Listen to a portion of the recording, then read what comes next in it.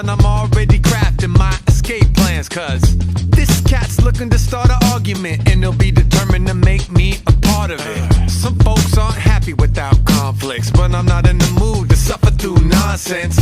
When he's speaking his words, he just seeks to perturb to the point that it tweaks every nerve. But you can't be direct, cause he might get upset, so you learn to discern and deflect.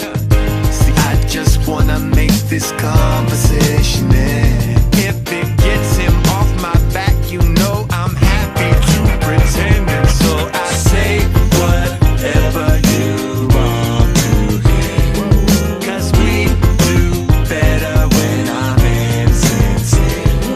Now, you might find someone to provoke and poke until they're ready to choke, but it won't be me. Nah, said it won't be me. Nah, I gotta go. Woo! Won't be me. It won't be me. It won't be me. Hey, it won't be me.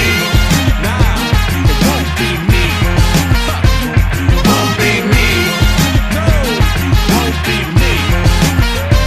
It won't be me. Mr. Cynical loves to get critical, dragging you into a fight that's unwinnable. He's a grand antagonist, pulling out loose chat from his bag of tricks. Now, there's no doubt he wants to spread venom, and if you get caught in his web, you gotta let him. But the trick is to minimize static. It's all about tact and being pragmatic. When he talks, I'ma wait for a pause or a break. Check my watch, try to dodge all the hate. Look, he's trying to prod, but I smile and I nod.